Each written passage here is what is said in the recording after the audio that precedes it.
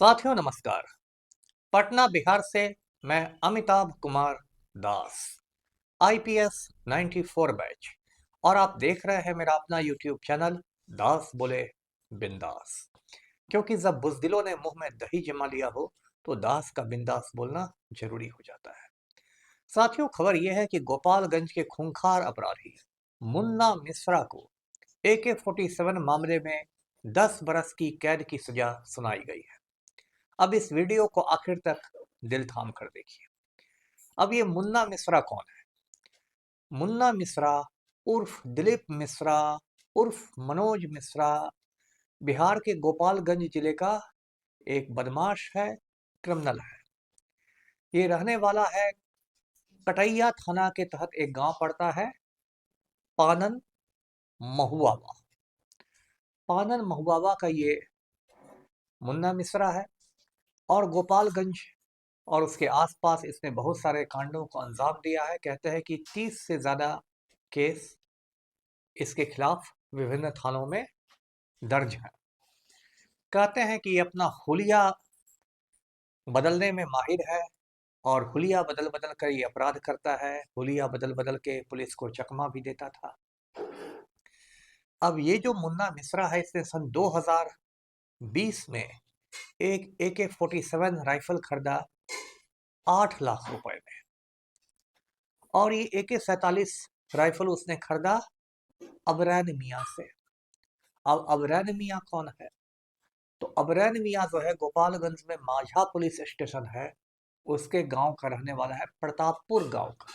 अब संयोग देखिए, सिवान में शहाबुद्दीन के गांव का नाम भी प्रतापपुर ही है और इधर अबरैन मियाँ के गांव का नाम भी प्रतापपुर ही है।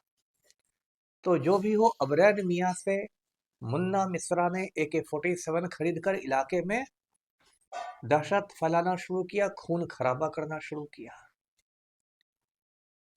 उसके बाद क्या हुआ कि गोपालगंज के जो उस जमाने जो समय एसपी जो थे 2020-21 में, उन्होंने एक STF का गठन किया, स्पेशल टास्क फोर्स का गठन किया इसकी गिरफ्तारी के लिए। उसके बाद 2021 में ये जो है मुन्ना मिश्रा, ये पुलिस के हत्थे चढ़ गया।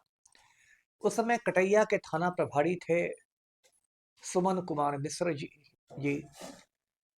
सुमन कुमार मिश्र ने जो रेड किया, तो कटैया में एक जगह है पकहा 3 मोहानी। पकहा 3 मोहानी में ये पकड़ा गया मुन्ना मिश्रा। पकड़ा गया तो इसके पास से AK-47 बरामद हो गया, इसके पास से उसका मैगजीन बरामद हो गया और उसके पास से 28 कारतूस यानी 28 गोलियां बरामद हो गई। अब आप बोलेंगे ये मैगजीन क्या होता है?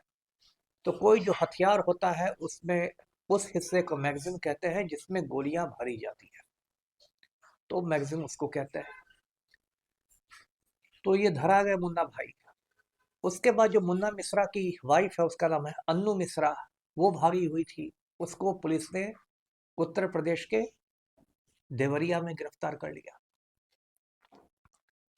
2021 में ही पुलिस ने मुन्ना मिश्रा के खिलाफ आरोप पत्र यानी चार्जशीट समर्पित कर दिया।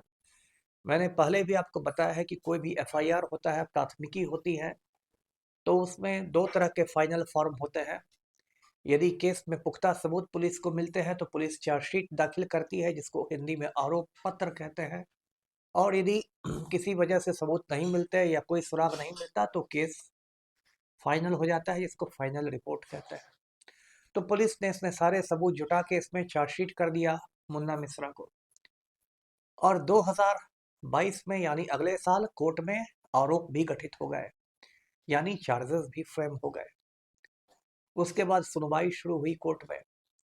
और भी 1-2 रोज पहले की बात है कि जो गोपालगंज की AD-10 है, श्री मानवेंद्र मिश्र नाम है उनका, उन्होंने मुन्ना मिश्र को AK-47 के मामले में 10 बरस की कैद की सजा सुनाई है और 50,000 रुपए जुर्माना ठोका है।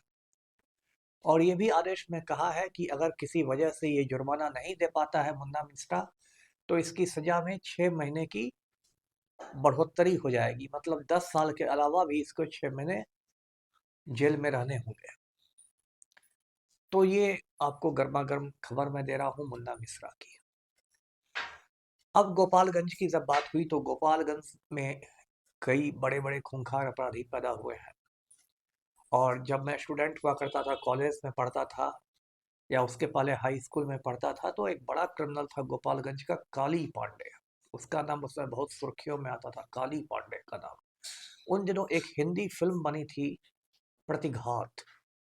और प्रतिघात फिल्म के का जो अंतिम सीन है, उसमें जो फिल्म की नायिका है वो खलनायक को बिल्कुल कुल्हाड़ी से मार डालती है भीड़ बड़े भरे हुए बाजार में। और कहा जाता था, सुनने में आता था कि जो फिल्म है प्रतिघात, ये काली पांडे की ही जिंदगी पर बनी फिल्म है। पता नहीं इसमें क्या सच्चाई है, लेकिन गोपालगंज से हमेशा हम लोग काली पांडे की याद करते थे। उसके बाद भी गोपालगंज में कई अपराधी हुए, कुछ तो फिर माननीय विधायक भी हो गए, जैसा कि बिहार में होता है। अब आप कहेंगे कि ये तो AK-47 राइफल है, ये इतने सारे अपराधियों के पास आता कहाँ से है? तो इसमें मैं आपको याद दिला दूं कि दिसंबर 1995 में पश्चिम बंगाल के एक शहर पुरुलिया में आसमान से एक हवाई जहाज ने, एक रहस्यमय विमान ने सैकड़ों AK-47 गिराए थे। पुरुलिया जो है पश्चिम बंगाल में, मैंने पहले आपको एक वीडियो में बताया था कि वहाँ आनंद मार्ग का मुख्यालय है, हेडक्वार्टर्स है। तो पुरुलिया में जब रहस्यमय विमान से सैकड़ों AK-47 गिराए गए, तो थोड़ी देर बाद पुलिस को खबर मिली, तो पुलिस पहुंची। लेकिन पुलिस के पहुंचने के पहले आसपास के जो गांव वाले थे, ग्रामीण जो थे, उन्होंने बहुत सारे AK-47 लूट लिए थे, अपने घर में छिपा लिया था। तो पुलिस ने बहुत सारे AK-47 की तो बरामदगी कर ली, गांव वालों से ले लिया।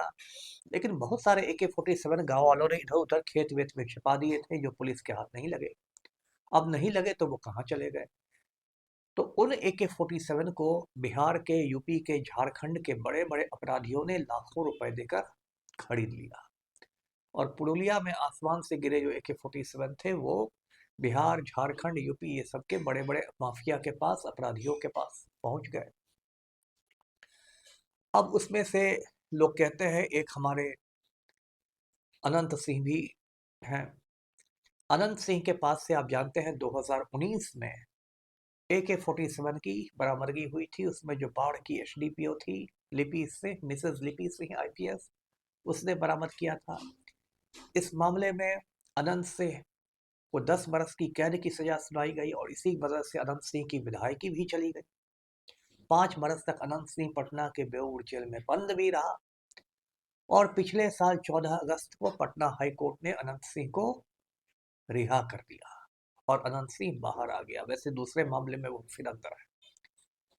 अब कायदे से क्या होना चाहिए था? कायदे से होना चाहिए था कि हाई कोर्ट ने उसको रिहा किया है तो सरकार को, बिहार सरकार को सुप्रीम कोर्ट में चुनौती देनी चाहिए थी, हाई कोर्ट के फैसले के खिलाफ अपील किया जाना चाहिए था। लेकिन मैं आपको पहले बता चुका हूं, हमारा जो नालायक मुख्यमंत्री है पलटू राम, ये माफिया डॉन अनंत सिंह के आज्ञाकारी चपरासी हैं।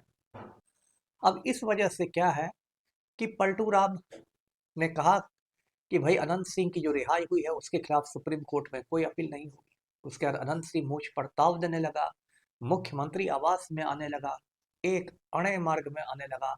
बंद कमरे में पलटू राम के साथ अनंत सिंह की गुफ्तगू होने लगी। बिहार के मुख्यमंत्री आवास में अपराधों की योजनाएं बनाई जाने लगी। और बीच बीच में पलटू राम भी अनंत सिंह के गांव लदमा का तूफानी दौरा करने लगे। अब जो 22 जनवरी को इस साल मोकामा में गैंगवार हुआ, जो नौरंगा जलालपुर गांव में 100 राउंड गोलियां चली सोनू मोनू गिरोह और अनंत सिंह के बीच, उसमें भी सोनू मोनू की माताजी का कहना है कि अनंत सिंह के हाथ में AK-47 था।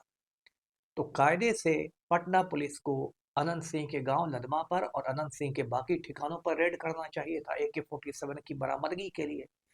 लेकिन बिहार में कोई काम कायदे से होता नहीं है। जो IAS है और IPS हैं वो मर्दाना कमजोरी के शिकार हैं।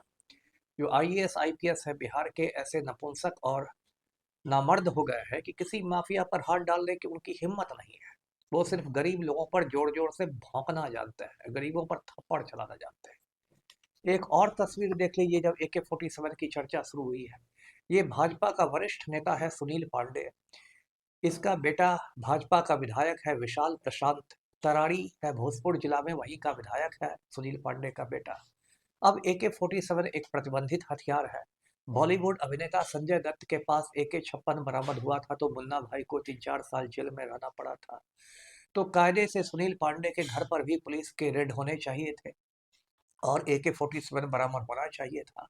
लेकिन फिर वही समस्या है कि पलटू राम जो नालायक मुख्यमंत्री हैं और बिहार के IAS और IPS मर्दाना कमजोरी के शिकार हैं, तो AK-47 सुनील पांडे का बरामद कैसे होगा?